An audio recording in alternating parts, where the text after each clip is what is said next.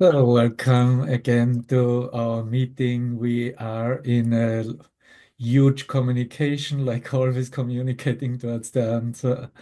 Hi, Cam. Hi, Erica. Good to see you. Hi. Well, we want to look today at a theme that we call transforming the quote reality of all perception. And as we probably all noticed, this is a theme given very much so in alignment with today's lesson 130, or even those lessons around, starting with 128. And it does say very clearly that what we perceive comes from our thoughts, and this is a choice and is connected with the value system, what we choose to value. And what we want to also definitely look at in these personal and transformational questions coming up in our mind is what determines a reality based solely on perception. And so we will need to touch, of course, that perception comes from limited thought forms and limited meanings. And so therefore it must be offered to the Holy Spirit for its correction. And the correction will be one to turn it literally to a miracle mindedness, a right mindedness, a way of a different thinking and therefore different seeing of everything. And there is an expression in the Course in Miracles that we definitely will have to touch. He is talking about a new perception. And so this seeing things in a new perception is part of the mind training and part of the curriculum.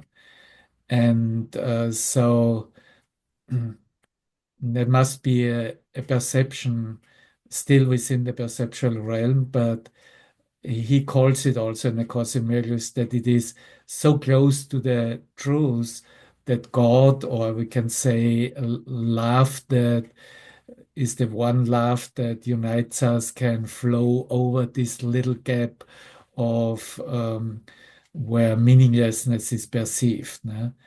And so those would be my introductory words to the theme that has been given us, and invite you, Erica and Cam, to share what came into your mind. Okay. So I'll just share sort of like what's been present for me. Uh, so I've been having this, well, I'm doing this and I want the experience. Like I'm going with the course, I'm doing the lessons, I'm applying this, I'm accepting it. I have the willingness and I perceive that I still am not feeling that sustained happiness and joy. So then I'm going into sort of like a, come on, why is this taking so long? Hurry up. Um, Sort of like expecting something outside of me to make it happen. Okay, God, the Holy Spirit, helpers, why isn't this going faster? And then after that, I had a look and saw I value so much here. And yeah, I do. I can say I don't, but when I have a look, like I'm afraid. I'm afraid that if I completely apply this in certain situations, all chaos will ensue that I need to control with the kids in certain social situations. Well, I can't apply this in certain social situations because these people outside of me seemingly they don't accept this. We're not in agreement reality. So it's a load. I guess what I'm getting at is I see loads of blaming outside of me that it's not happening fast enough. Um, and I see that I actually am holding on a lot, where I thought, no, I'm not, I'm ready. I want this. I want to be happy now. But I'm still clinging and afraid to let go. And then I wonder, so can I even do this? Will it happen? Will it work? Because I'm very fearful. Mhm. Yeah, that's what's been coming up for me. Yeah, great, great. Should we look at this specific theme, or would you like to add something, Cam? No, we can go on this. Yeah, We can okay. go on this for now. Yes. So why don't we look first, like straight to what is it I'm doing in my mind, if I perceive that, né? And keep, in that sense, the carrot in front of my nose I'm running after, né? Or and telling myself it's not good enough and it never will be good enough, né? And why not, you said also, why not now and why can't I get it now and so on, né? So if I look straight in my mind, it's I would want to know first from where comes the way I'm.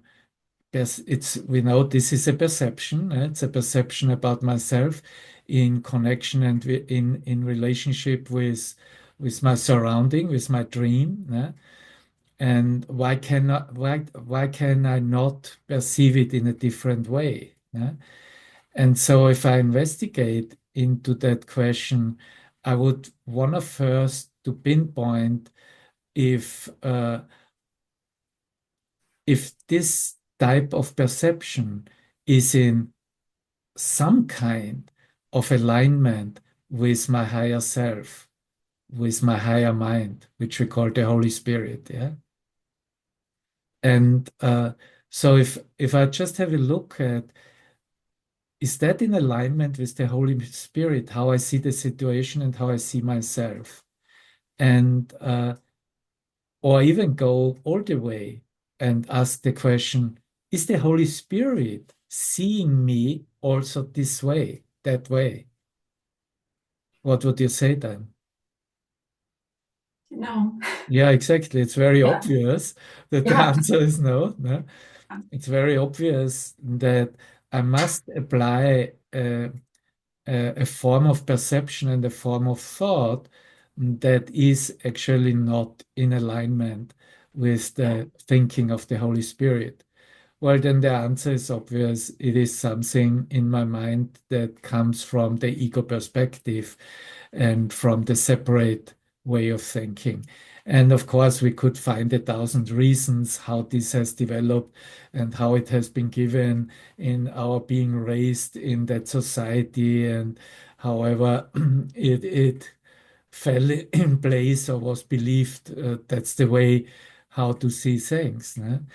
But if I just, in that sense, identify that this is not the way how I think with the Holy Spirit, I would immediately become interested in, yeah, then how is it? How I can think it and see it and perceive it with the Holy Spirit. And that would already be the way out of the dilemma. Yeah. Because the moment I focus on a different source of aligning my thinking, that moment I'm not focusing anymore on that same narrative of the problem that I'm used to do, né? Like this even harsh uh, judging myself. I will never get this would be the thought at the end of the road, né? Which is a very depressing and frustrating uh, state of mind, né? Which in I would need to say this is what I want, né? With today's lesson also that I really want it that way, né? I would need to also admit this is what I want. I want actually a state of mind where I can feel myself frustrated and depressed and with no perspective and no solution at hand. But the moment I turn to a different source of thinking, as the Holy Spirit is given us, the mind will leave that aside, literally. We will, okay, this is how I think normally, but now my new alignment is my interest, how I can perceive myself and how I relate with everything in which I would also um, perceive in a new way. And it has to start out with asking for help. So Holy Spirit, help me with that and show me that how that can actually fall in place.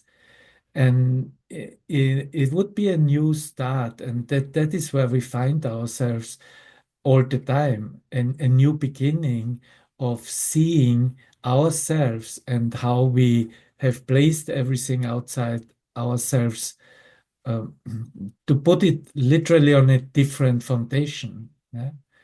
It's like we know when we try to renovate an old house.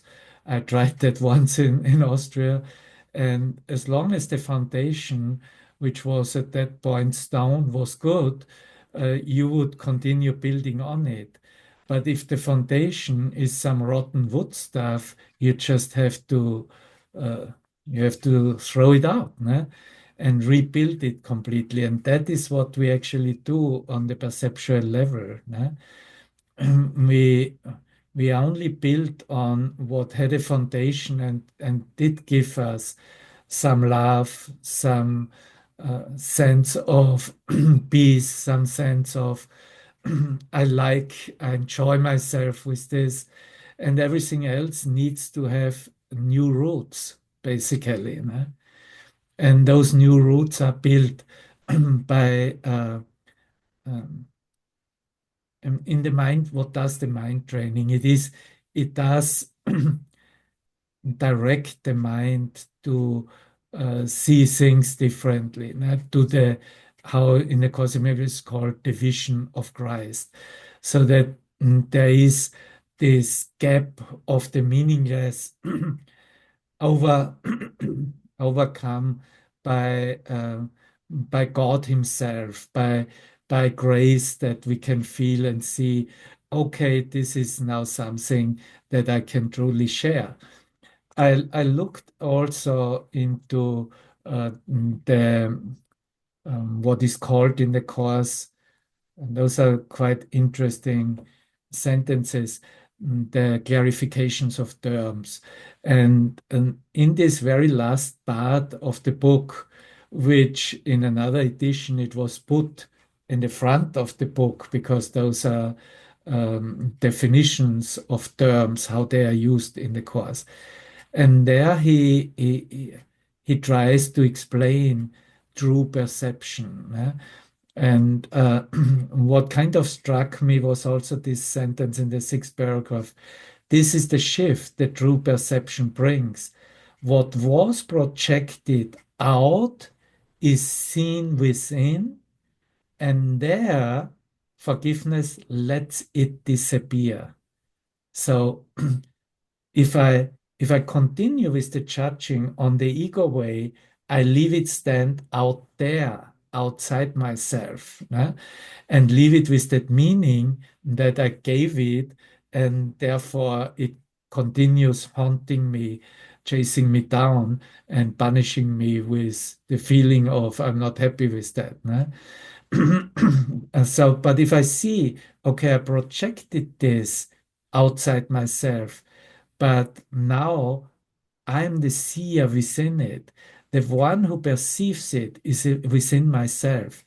And there I have the choice of when I want to see it differently.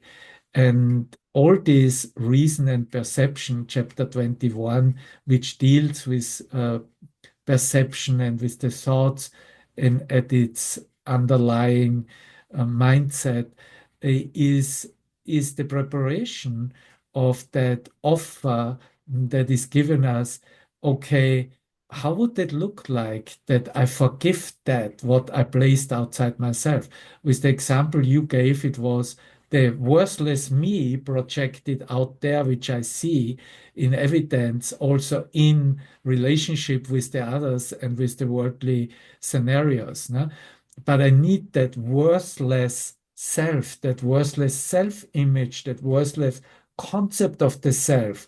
I need to keep that intact in order to have that it comes out, I'm unhappy and frustrated. No? So the part that thinks and communicates with the Holy Spirit will now ask that question: how can I actually overcome that? How can I forgive that part? You see, we are directed already directly. I have to forgive myself for how I see myself. Yeah? So their forgiveness lets it disappear, he says. No? Only there that self-image, that self-concept can disappear through an action of forgiveness. And indeed, forgiveness should always start out with forgiving ourselves and then be shared with the world. No? He says, there the altar to the Son is set, and there his Father is remembered. No? There can remember the truth. There will remember that that myself is truly only true in I am created as in the likeness of God, and I am his son, and nothing less than that. No? Here are all illusions brought to truth and laid upon the altar. Yeah, all illusions. Uh, all those are all. First, I have to recognize what I perceive is an illusion, and I do lay it there when the moment when I wanna have the Holy Spirit taking care of it, and so it is brought to truth. It is brought to the Holy Spirit. Now let's go back to that example, and you can give um, some sharing some experience of yourself when you're doing that, when you're bringing that to the Holy Spirit, when you're including a, a source that is within and no longer in the outside. Uh, how does that look like for you, these actions of mind? How do you bring it there, and what is then your experience? Well, it depends. Sometimes when I'm bringing that, there's a release, and the whole thing, as you said, disappears. But other times I can think it and kind of try to calm myself there, but my experience still is one of, it's not, the experience isn't matching what I still can hold in my mind as true. So there I start to think I'm still holding somewhere, but I can't figure out where it is. Like I can't see that. Like you said, it could be a whole number of stories that I don't want to go into.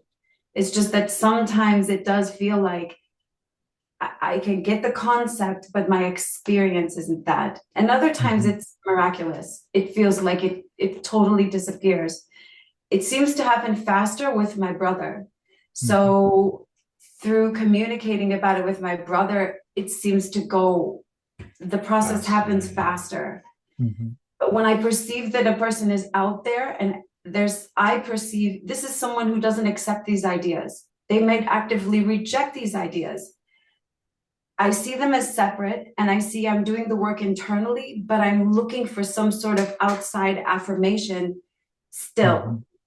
I know I said a lot here, but you know what I'm saying? Yeah. And then, so Yeah, the next question would be, you know also situations where you could immediately let it go out of whatever reason. Yeah. And what yeah. happens then when you let it go? It's Does your peace be, can you then have yeah, a it release and happened. a smile, and are you at peace then? Absolutely. So you see, here's the turning point. The turning point is you either you don't want to let it go, or you're Yeah, not forced well enough to let it go, because that is what the connection with the brothers mostly bring about. We are forced to let it go, literally, or it's experienced as being forced. No? Yeah. Because it becomes impossible to go along and go ahead. That means Yeah. that the mind surrenders and lets it go. No? If I see a chance that I could go ahead and continue with the storyline, from the ego perspective, I probably would go along with that. No? But Yeah. if there's a demonstration that doesn't make any sense to go along this way, or I'm not gonna go along with you this road, yeah, Yeah. then the mind is being willing to let it go. But that's exactly the point I can ask me at that moment then, am I willing to let it go now? Yeah. And check with myself. And if I'm not willing to let it go and Yeah. want to be right about then then there's nothing in the whole universe that can help me. But then I haven't Yeah. asked for help either. No? Then I want it thus. No? Yeah. But that letting go is absolutely the turning point, no? And that can be practiced. No? That is what forgiveness is. Yeah. So I can just, and why would I let it go? If I need a conceptual reason, I can even find that. The very simple reason would be, yes, I'm trained enough to recognize that all this, what I saw and I use as the story, is completely meaningless. Those are the first lessons. This is, we all know it. We just need to remember it. It's meaningless what I see. I give it meaning. That's today's lesson, where it says it's exactly my thoughts that value it and want it and choose it, to have it with this value. But it's still, the moment I discover it's meaningless, it has no meaning, because the only meaning lies in the love of God. Then again, I have a reason to let it go. If I really can and take that on and accept that this is meaningless, I'm willing to let it go. Yeah. Only if I hold a certain meaning about it, I might be hesitant to let it go, because that certain meaning is a certain value and therefore produces reality. No? Yeah. I hear you say this, and you know, it's easy in this context. We're sitting here together, nothing going on. And I say, I agree. I'm excited by this idea. It's meaningless. Yes, I'm excited. But then I go and watch. Am I really applying that? And I see, no, I'm too fearful, that I need to control, that chaos will ensue. If it's all meaningless, what am I going to do? So my planning comes in, and fear, like, I can't let this all go. I'm thinking specifically of the children, actually, where I do not hold that as meaningless. I'm like, well, I have to show up. I have a job. I have to homeschool the kids. I have to take care of them. And I have a real fear there. I'm getting very specific now, but there is where I don't think I'm willing to let that be shown in a new way. Yeah, And I would separate that completely. I would separate the truth again from what I experience in my human dreaming, the dream. Yeah. So in my human dream, I'm as you, mother and father of these beautiful children, which I'm given as a parent a responsibility to raise, and to raise in the best way, as not God, but society uh, gives us ideas how to do that. And as we know, different societies, different traditions raise their kids differently. So it's relative. It's a relative reality and relative doctrine. But I let that be exactly as what is given me and is in my mind. I only need to know this is my dream self. I'm still here in time space with that dream self and with those thoughts and ideas, which I'm having in my mind and I'm supposed to apply. And now there's this conflict with the truth, But in truth, there is no conflict between the two selves. Only one of it is real, and the other one is self-made illusion. But that doesn't mean that I shouldn't enjoy my self-made illusion, right? And I actually should not allow to have that interfered, because it's supposed to become the extension of my true self and my contact with God, in the extension of my dream self, so that I can see, wow, my experience is exactly the same. How I experience myself in the depths of meditation or joining in the true self, I can also experience in my dream self. Yeah, because it's in my mind. Yeah. So it's a very good example, and not just example, but it's a practicing. Yeah? Obviously, there's a reason why I'm be in a moment going to the restaurant to do service there. You are in a moment, you walk out this door, and the kids will wanna have you as mother and father. Nah? What's the difference between it? There's no difference whatsoever. It's both. It's the dream self ideas, and there's the true self, the true perception and true contact. Now, how to, if I don't mix that, then I will not be in doubt, because then I know the contact with God has nothing to do with my dream and my dream self ideas, nothing whatsoever. My dream self ideas are basically still in my mind in order to bring them to healing, to the correction, to the light.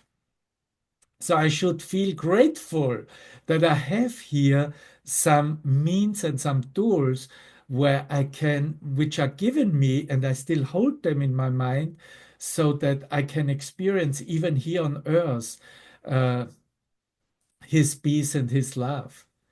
So the more I learn to live the dream with on basis on the perspective that this is all limited thought form and is at the end completely meaningless, but I'm asked to find the love of God in it and extend it. I have a purpose. It gives us purpose here, yeah. And that purpose, since it is a different purpose, which we were already looking in a previous episode, is then aligned with a purpose that is literally not of this world. So you are preparing food for the kids, you're doing homeschooling with them, and it becomes a purpose in which you yourself experience God, and you see that there's this spark of peace and light and love also extended with the ones with whom you exchange it. And that purpose, uh, that's the reason why we are here, to, to experience a new purpose. Because all the purpose we have given up to this moment of accepting new purpose was everything is just dedicated to death and goes down to death. So that needs correction, that needs a healing experience. Ne?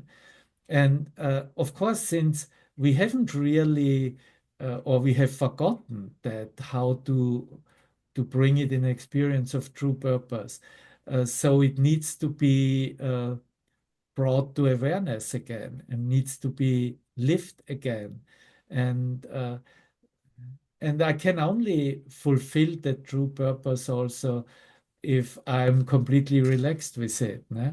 And I can only be relaxed. We looked at that too. If I don't make a timeline out of it, ne? That I just keep it in the moment, in the present moment. The moment I make a timeline, I'm already proceeding with the old purpose towards death. Ne? How can I be happy with that? Of course not. Ne? That's the unhappy, all the unhappiness that exists in our mind. Ne? But Yeah. if I keep it in the moment, see, okay, what is it right this very moment? Oh, the kids asking me to prepare them some food. Wow, here is the opening of into heaven for me and for all with whom I'm sharing that.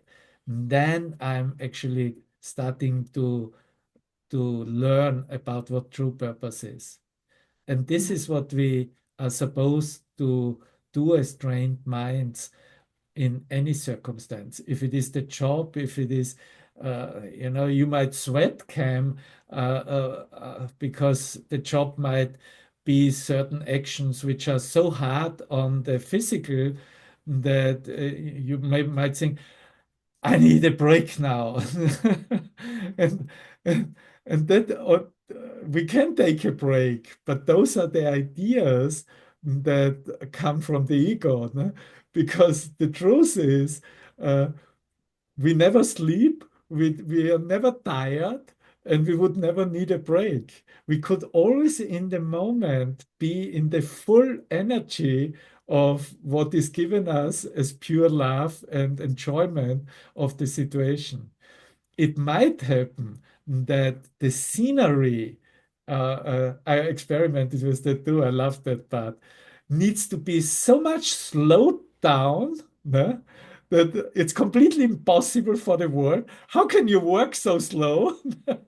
I saw that first with brothers in the academy, and you can slow down the process to such a minimum time where you basically constantly recover on the level of physical energy or of human energy, but it stays in the moment by moment. Né? And that's maybe the challenge also, the moment we are exchanging with that what we projected outside, like the kids or the workmates, né? Because they might say, why are you doing that so slow?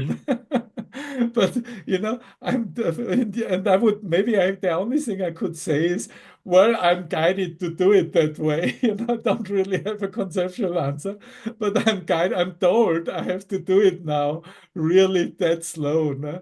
And it might change anyway, because this is just a perceptual time thought. No? So just bear with me, just don't even look at me. Just let me do it the way I want to do it.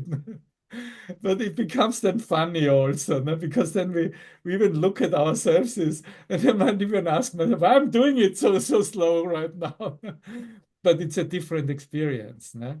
And that different experience is again a different perception about what I placed outside that objective reality and how I'm dealing with that. No? And if we experiment with time sequences, no, slowing down or accelerating, we will always have different perspectives of its reality. No? It becomes kind of ridiculous, everything we do. The same is even if I accelerate it, it becomes so fast I can't even tell what it is then, yeah, what I'm doing or what I'm seeing.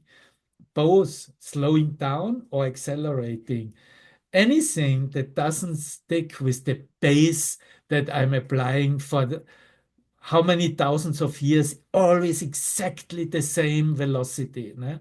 The moment I step out of that velocity, how I perceive my dream, how it is supposed to proceed, I'm already contacting the Holy Spirit. Yeah? I'm already on the path of something else will show up and will show me. Yeah.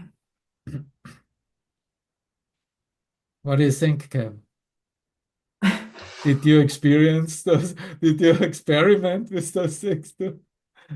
Yeah, I've had a lot of, and it's more, well, let's see. There's a lot of past still holding on to those experiences that create a lot of struggle with perceiving this process of, or the process of order of like understanding to perceive the Holy Spirit's guidance first, and then to have the ego come along with that. That's something that I remember in one of the previous videos was talked about. So for me, there's a lot of trying to really refocus on the process in which you first see the foundation, which is asking for the Holy Spirit's guidance first, and then to have the rest of it sort of fall into place afterwards. And then to trust that process also is a place where there's been a lot of struggle. Like with the kids, when they get in an upset or past experiences between two people where there's an upset, seemingly with one perceiving two others to be interacting, that is in turn being perceived as an upset. For example, like if there's a jealousy that might be showing itself in a way, right? And so then to find that peace, that state of trust, when the conceptual mind is like, well, what is it? Is there a healing there? What's the healing about? Who is the healing for? Is it for me or is it for the others? And so then that creates a lot of misinterpretation of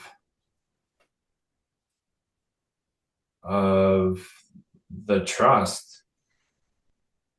And so a lot of what is being talked about today, yes, I've been talking with Erica a lot about this concept, and there's been a lot of struggle, I guess, with perceiving the true reality and then this seeming reality that we're in now. And being able to decipher what is real with the Holy Spirit or what is true with the ego self.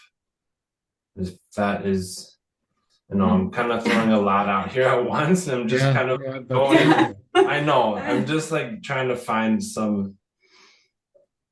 anything. Yeah, and the whole theme is, even we might have an episode 2 with the same theme, because that whole thing of transforming reality, of perception, is the theme of our change of mind. And like what I heard from you, Cam, thank you so much.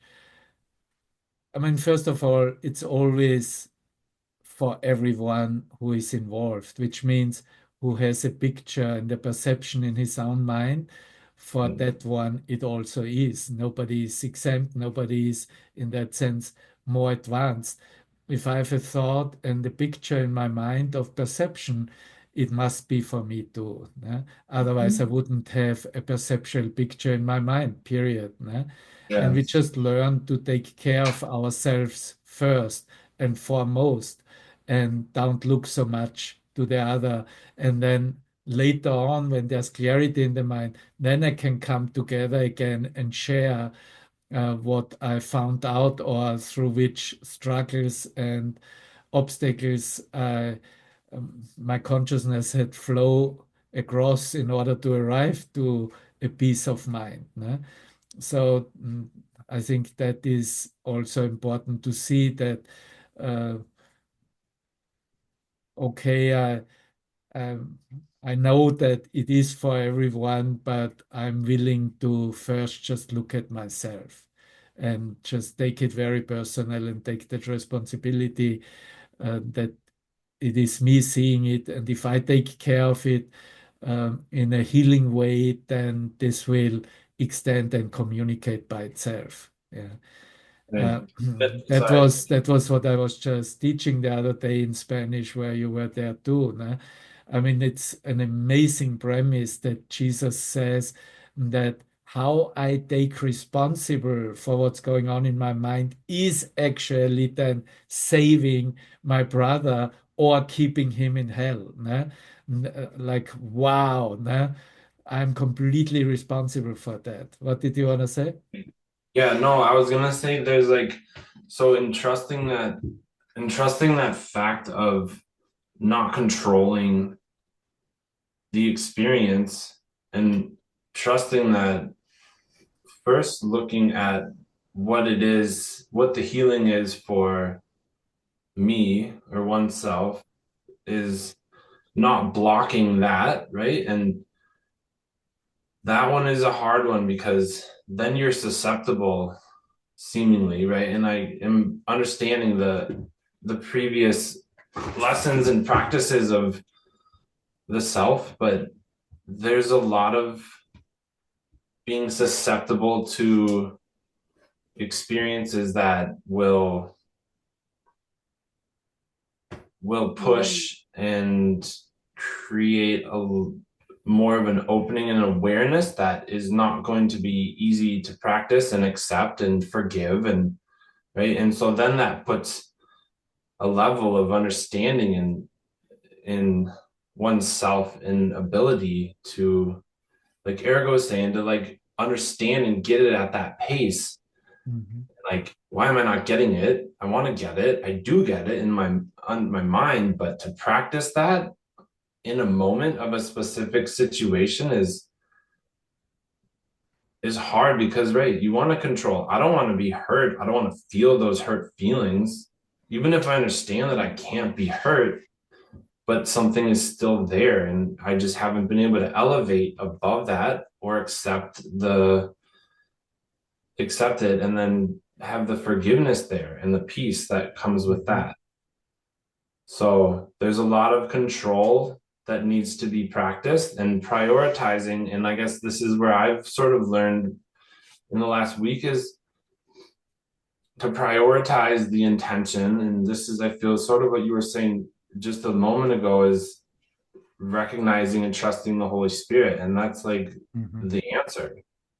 Because I've been talking with Erica, and the answer, I'm always like, well, what is it? What is it? What's the answer? And then finally I'm like, well, it's really simple, you know? And then I think, what would Devavan say? And it would be like, it's simple. You just have to trust. And then when we listen to the daily lessons and the teachers speaking, a lot of it's just like comes to, like today, for example, Eric was talking about all of these questions. The answer is this. And it's just trust this, the Holy Spirit will be guided, you know, and that's sometimes it's really hard.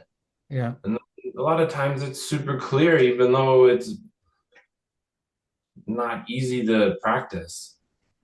Yeah, it is all about the practice, né? And as you say correctly, the practice has to be one of inviting the true perception, né?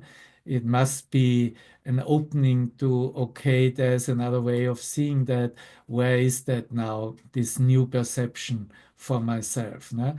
And the new perception uh, it starts literally when I see first what I made out of myself. Ne? First, the Holy Spirit will show me what I made out of myself, speaking this worthless self. Ne? Because even feeling that I could be hurt or I'm subject to be hurt, there's this worthless self underneath that believes uh, that it can be hurt, né? And attacked and so on. Né? So he will show me first, hey, this is your making what you made out of yourself. Do you still want to have it? Do you still want to defend it? Or are you willing to give it to me and I show you what the new perception of it is? So, you know, it was for me, it was the 12-step program where I really found it all over my mind, just everywhere in all the scenarios and all the pictures that I described as forms of resentments, of grievances, was underneath the worthless self concept. Ne? Myself not accepting and not believing to be as God created me, to be basically above the battleground. Ne? And what on the spiritual level, what we all had to overcome and were falling into the pit was trying to overcome that ego self-concept with the truth, you know. Then I'm just going to apply quickly a contact with God. He talks actually about that. You know, it would be the application of knowledge. No? Knowledge is the pure knowingness of who I am, of God. No? And he says that knowledge is not the remedy for false perception. Yeah. I cannot solve it by knowledge, by telling myself, by telling myself, oh, yeah, but I already know that worthless self is not real and doesn't exist. That's not how this course is set up and how we actually bring it in the transformation. Because knowledge is not the remedy for false perception. What is the remedy for false perception? True perception. It is, I need to come to true perception. He says it's the one and only correction possible for false perception. It must be true perception. Uh, okay, here a few words.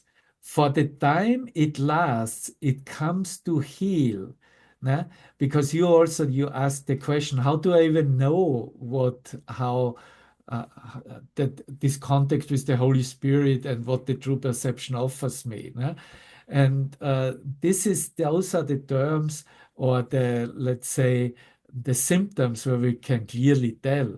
First of all, the Holy Spirit will never increase pain or never make or offer pain. The Holy Spirit will never leave us in fear and in separation. He will only first show, hey, look, this is what you made out of yourself and your relationship, which is fear and separation.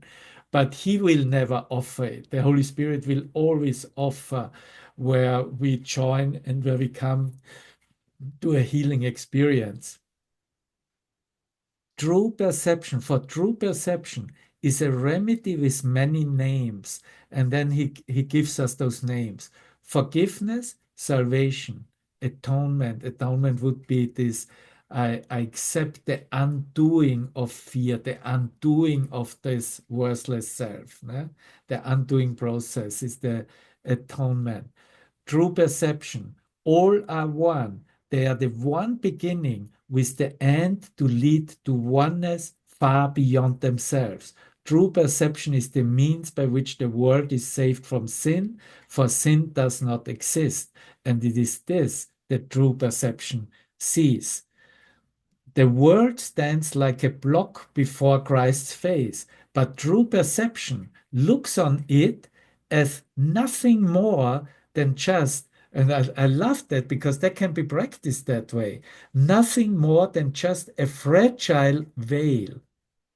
Imagine you look at yourself and at the situations, how they come and how you were explaining that, and then you learn, you apply to look at it like just as a fragile veil, so easily dispelled that it can last no longer than an instant.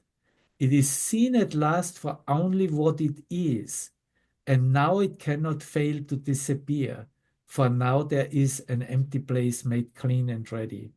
Where destruction was perceived, the face of Christ appears, and in that instant is the world forgot, or let go, with time forever ended as the world spins into nothingness from where it came. So that's also part of these clarifications. But this is something very practical which I can practice. I can practice to see things and look at things like a fragile veil that is simply dispelled by not entertaining it, by not nourishing it. I'm always free to consciously say, I'm not gonna go along with that. I'm not gonna nourish it with my judgments, with my opinions, with my giving it further meaning. And so it will disappear. It will literally dissolve into nothingness. And that's our job here. That's what we are asked to do here. This is all about mind training. Thank you for touching on the temptation and saying no, because I actually had a question about this. I think from previous ideas, spiritual disciplines, I would spend a lot of time going into an upset. Whereas lately I've been seeing, I'll have a perception married with a strong physical feeling, like a sadness, anxiety, fear. But I now am lately like, I don't even want to go in the story. I just know. But I think, is that jumping over? Is that a spiritual bypassing? Or is it really just not anymore? I'm going to look a different way because I'm tired. I don't want to go into it and analyze it. Oh, it's a sad ego pattern. Oh, I'm helping you along. Yeah. Yeah, yeah. I don't want, I'm like exhausted with it. Yeah.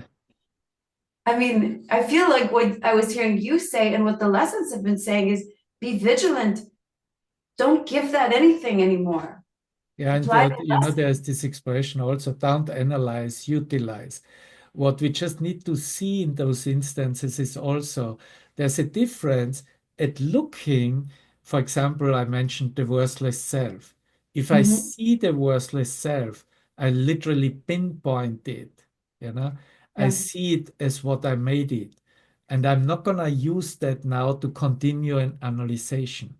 It's just seeing as what it is. That's what we are asked, but not mhm. to analyze it and bring it then together into the storyline or making more story out. That's analyzation, né? Or then figuring and finding out what the reasons would have been, and now I can work with those reasons. That's analyzing. But I Yeah, need to see what I made out of the piece of God, literally, né? What I made out of creative thought.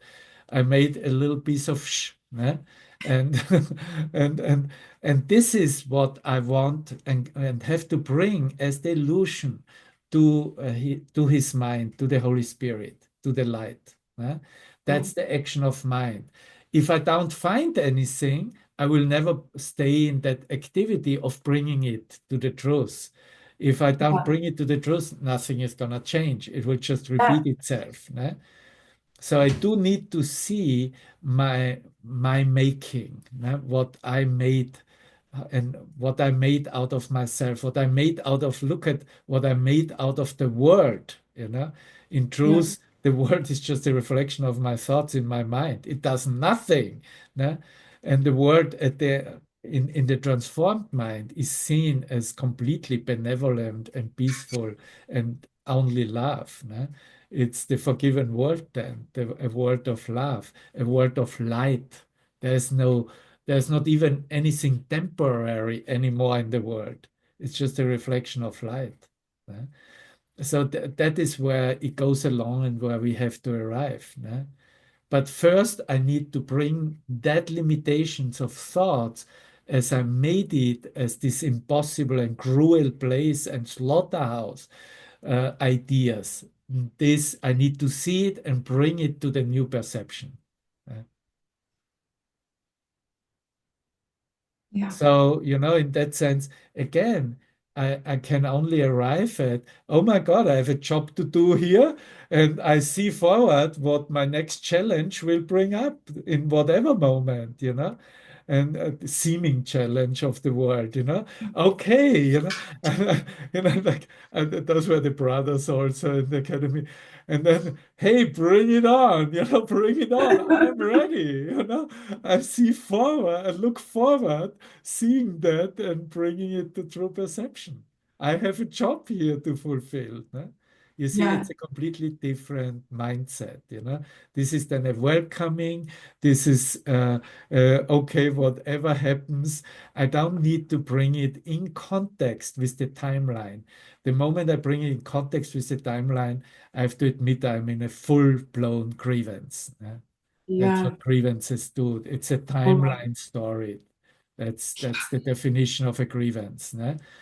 And and if there is a grievance there, I have to expose myself and see exactly those limitations I'm responsible for, and uh, and no matter what type of thoughts they are, they have to be brought to the truth, to the Holy Spirit. And then it's an exposure. Okay, brother who is walking with me, you see, I'm full of error too, and I need help too, and I'm glad you're accompanying me in this healing. I'm grateful. And Yeah. then from there it can change again and renew itself. Because then it's gratitude that there is the brother on our side walking with us in experiencing the release and the healing.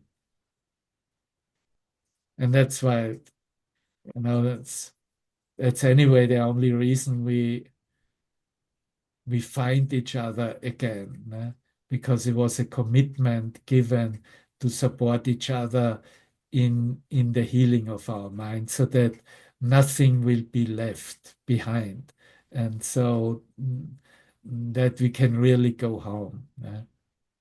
Because that going home is also not done together. It's a going home or in a full freedom and release of all limitations in ourselves.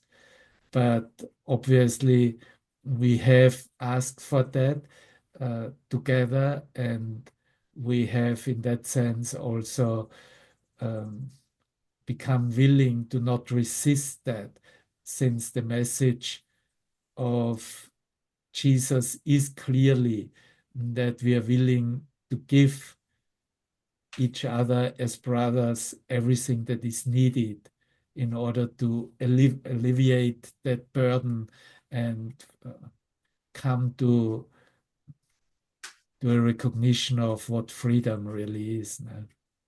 I mean, we are looking now that we are having a new pope, and I think it's great that it is this guy. I first wasn't sure if that brother from America would be a good choice, but now I think it is a good choice. And so that he gave himself, or that he has been given the name Leo, or Papa Leone, they call him down in Peru, is also because the last Leo, the last Pope, he was very much about how on the social level we can help each other, and we are supposed to help each other. And it's not, and he also included the the work situation and all that. And but what was on the doctrine level, on the teaching level put out, was actually we have to give each other and support each other, uh, so that we arrive at the new freedom. That's ultimately the Augustine orders uh, guideline, always has been. And so that help, of course, doesn't exclude anything on the worldly level. But first of all, it is, what do you need, brother, in order to be at peace with yourself and with the dream pictures in your mind? I'm here to help you. And so, in that sense, we are all only brothers accompanying each other to this new freedom. And when we accept that of course we have memories from previous time episodes and lifetimes and whatever storylines of differences in the appearance of our relationships. But everything that is seen as transitory, it comes and goes, it disappears, it changes all the time. The only value that is consistent and underneath and always there to utilize and to bring forth is that light and love of being brothers, of what brotherhood in a true sense means. And so we have to go back to that true value, that where, I mean, don't forget that's also the voice of Jesus himself, who reminds us we are meeting here in the timeline not for the first time.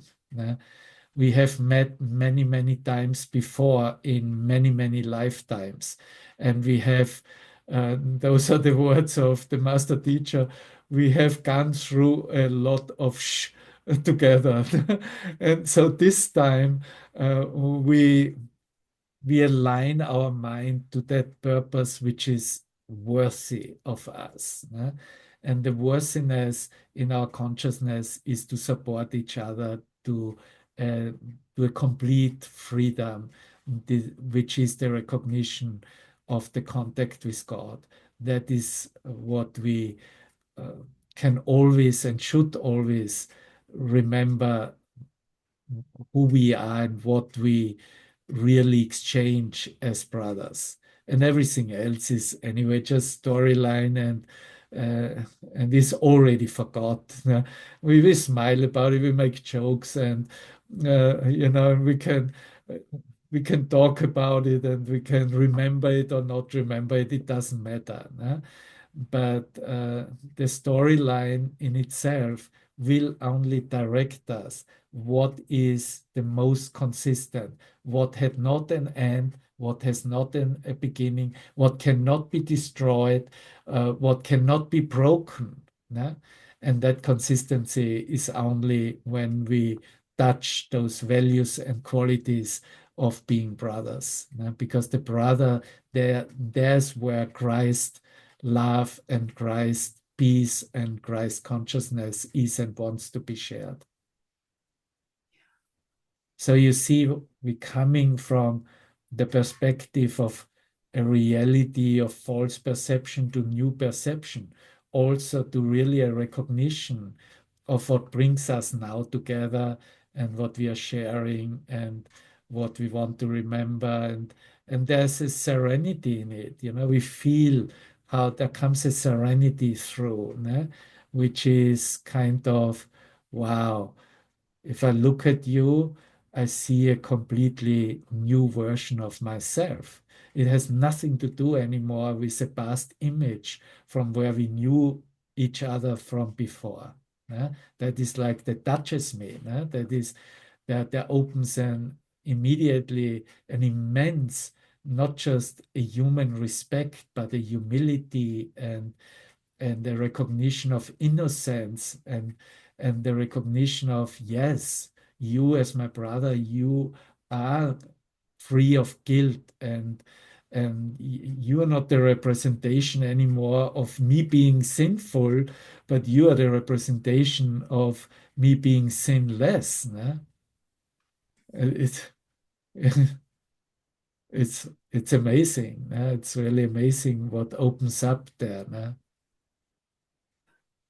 And then, of course, we that's when we start calling each other brothers, because we recognize we all are in service.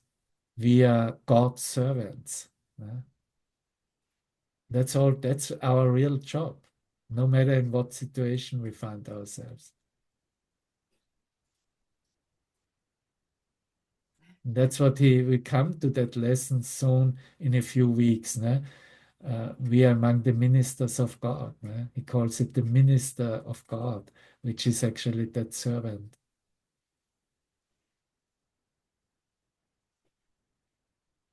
And that might be maybe for a moment just nice words or a nice teaching, but sooner or later it becomes experience. No, this is true. Thank you.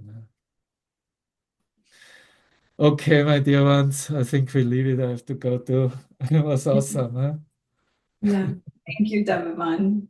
Thank you. I'm gonna play a song at the end. Okay. Thank you, Cam. Thanks.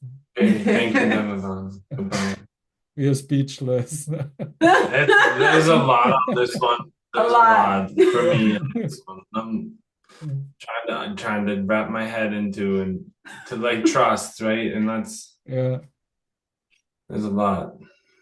right. Thank you. But Thank you. but I know that it's supported and it's good, even as hard as it may be for a moment, I can step back and see the good. Yeah, wonderful. Thank you.